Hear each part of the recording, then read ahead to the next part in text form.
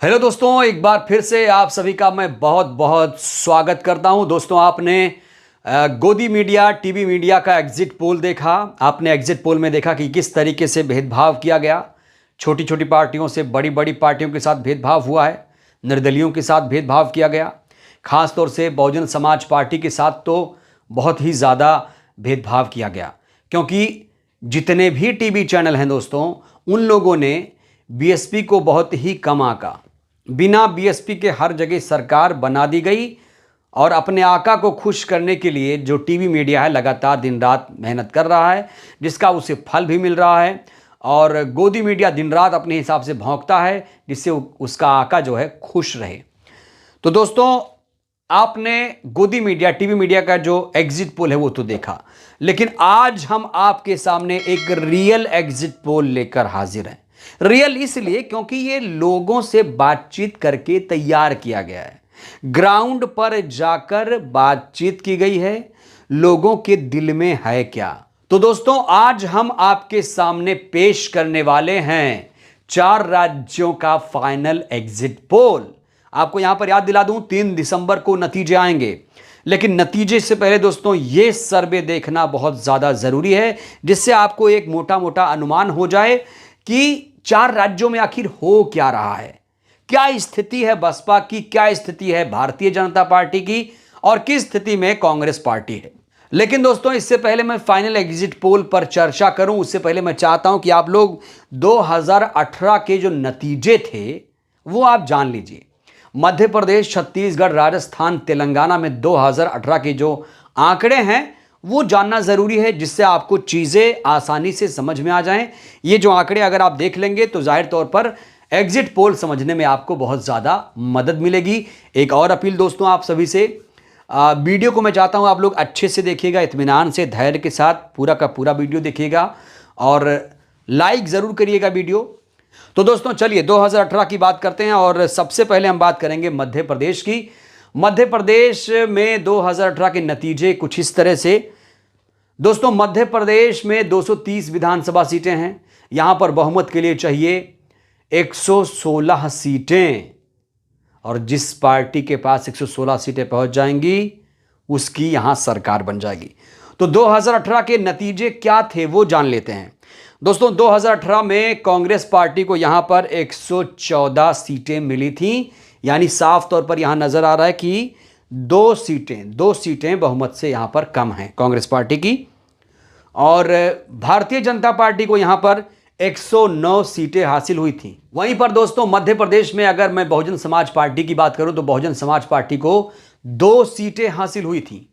और बड़ी बात, बहुजन समाज पार्टी ने 2018 में कांग्रेस पार्टी को बाहर से समर्थन भी दिया था।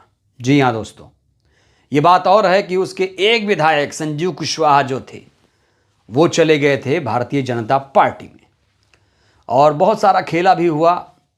ऑपरेशन लोटस चलाया गया, कांग्रेस की सरकार यहां पर गिराई गई, सिंधिया ने गद्दारी की, वो बात की बात है दोस्तों, वो चैप्टर तो क्लोज हो चुका है। चलिए अब बात करते हैं हम राजस्थान की। देखिए, राजस्थान में 200 विधानसभा सीटें हैं। इस बार 199 विधानसभा सीटों के लिए चुनाव हुआ। 101 बहुमत चाहिए, बहुमत के लिए 101 सीटें चाहिए। तो 2018 के जो नतीजे थे वो जान लेते हैं। 2018 में कांग्रेस पार्टी को 99 सीटें हासिल हुई थी, यानी बहुमत से 2 सीटें कम। और भारतीय जनता पार्टी को 73 सीटें, यानी बहुमत से बहुत दूर। वहीं दोस्तों, बीएसपी को 6 सीटें हासिल हुई थीं। और याद दिला दूं आपको, ये जो 6 सीटें हासिल हुई थीं, बाहर से ही समर्थन मिला था गहलोत सरकार को, तब जाकर सरकार बन पाई थी। लेकिन यहां पर भी कहीं ना कहीं गद्दारी हुई। 6 जो बसपा के विधायक जीत कर आए थे, उन्होंने कांग्रेस का दामन थाम लिया था। दोस्तों, अब बात करते हैं छत्तीसगढ़ की। छत्तीसगढ़ में 90 विधानसभा सीटें हैं। बहुमत के लिए चाहिए 46 सीटें, यानी अगर किसी पार्टी के पास 46 सीटें आ जाती हैं तो वो यहां पर सरकार आसानी से बना लेगा। 2018 के नतीजों पर गौर करें तो 2018 में कांग्रेस पार्टी को 68 सीटें मिली थीं, जबकि भारतीय जनता पार्टी को 15 सीटें मात्र मिली थीं। वहीं पर बीएसपी को 2 सीटें हासिल हुई थीं। इसके अलावा दोस्तों हम तेलंगाना की बात करें तो तेलंगाना में 119 विधानसभा सीटें हैं। 119 विधानसभा सीटें, बहुमत के लिए चाहिए 60 सीटें। यानी अगर किसी पार्टी को तेलंगाना में सरकार बनानी है तो उसे 60 सीटों पर जीत हासिल करनी पड़ेगी। अब 2018 के नतीजों पर गौर करें दोस्तों। 2018 के नतीजे कुछ इस प्रकार से थे। टीआरएस जो अब बीआरएस हो चुका है उसे 88 सीटें, यानी यहां पर बहुमत की सरकार केसीआर की बनी थी। कांग्रेस पार्टी को 21 सीटें मिली थी। बीजेपी को यहां पर 1 सीट मिली थी। एआईएमआईएम को 7 सीटें हासिल हुई थी, क्योंकि ये हैदराबाद की ही पार्टी है दोस्तों, असदुद्दीन ओवैसी साहब की ये पार्टी है। 7 सीटें यहां पर हासिल हुई थी। अदर के खाते में 2 सीटें गई थी। तो दोस्तों ये 2018 के आंकड़े हैं। इन आंकड़ों को अगर आपने समझ लिया तो जाहिर तौर पर अब जो फाइनल एग्जिट पोल मैं आपको बताने वाला हूं उसे समझने में आपको बहुत ज़्यादा आसानी होगी। तो जो ग्राउंड पर नज़र आया, जो हम लोग बाहर गए, लोगों से बातचीत किया, ग्राउंड सर्वे के दौरान जो चीज़ें निकल कर आई दोस्तों, वो मैं आपको अब बताना चाहता हूँ। बात करते हैं राजस्थान की। दोस्तों राजस्थान में जब हमने लोगों से बात की या हमारी टीम ने जाकर वहाँ पर लोगों से बात की तो दोस्तों राजस्थान में बीएसपी काफ़ी मजबूत स्थिति में नज़र आ रही है इस बार।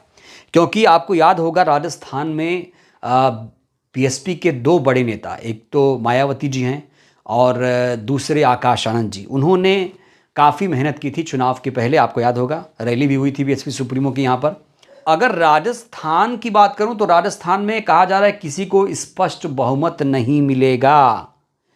यानी सत्ता की चाबी जो है वो बीएसपी के हाथ में रहेगी। दोस्तों स्पष्ट बहुमत के लिए 101 सीटें चाहिए, मैंने आपको बताया। यहां पर कोई भी पार्टी स्पष्ट बहुमत में नहीं दिख रही है, ना तो कांग्रेस पार्टी और ना ही भारतीय जनता पार्टी। तो राजस्थान में सत्ता की चाबी रहेगी बीएसपी के पास, यानी बीएसपी सरकार में शामिल होगी।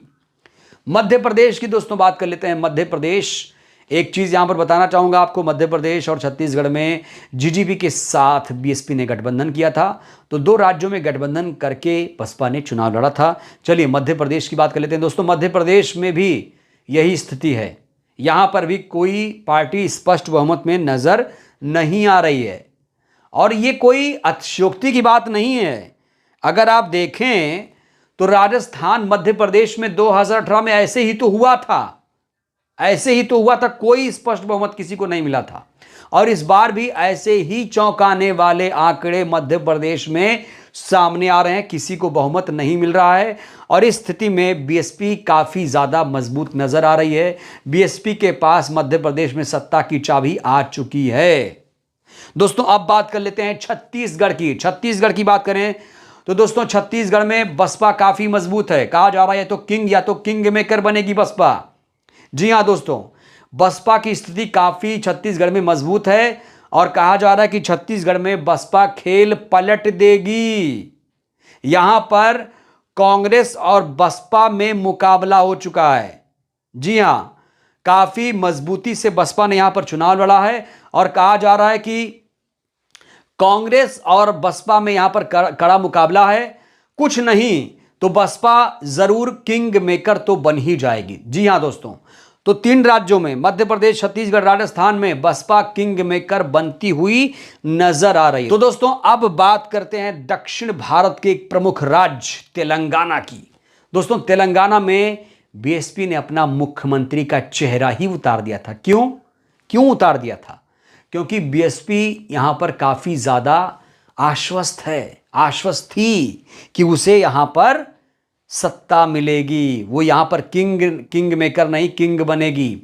और इसी सोच के साथ, इसी संकल्प के साथ बीएसपी सुप्रीमो ने आरएस प्रवीण साहब को मुख्यमंत्री का चेहरा बनाया है। आरएस प्रवीण साहब आईपीएस अफसर थे, नौकरी को लात मारी। अब बहुजन समाज पार्टी के साथ 2 से 3 सालों से लगातार जुड़े हैं, वो लगातार ग्राउंड पर काम कर रहे हैं और इस बार उनकी धमक बहुत ज़्यादा सुनाई दे रही है। केसीआर अगर किसी से ज़्यादा परेशान थे तो वो बीएसपी से थे, क्योंकि हर मुद्दों पर बीएसपी ने केसीआर को घेरा। और दोस्तों आरएस प्रवीण की जो हवा है काफ़ी ज़्यादा यहाँ पर बह रही है। कहा जा रहा है कि आरएस प्रवीण यहाँ पर अपनी सरकार बनाएंगे। बीएसपी सुप्रीमो की तरफ से भी ये लगातार दावा किया जा रहा है कि आरएस प्रवीण यहाँ पर मुख्यमंत्री बन सकते हैं। दोस्तों ऐसा होगा तो चमत्कार हो जाएगा। तो दोस्तों ये 4 राज्य बसपा के लिए बहुत ज़्यादा महत्वपूर्ण है, जिसमें किंग या किंग मेकर बसपा नज़र आ रही है। और देखिए बसपा एक राष्ट्रीय पार्टी है और माना जा रहा है कि इस बार उसके वोट बैंक में और ज़्यादा इजाफा होगा।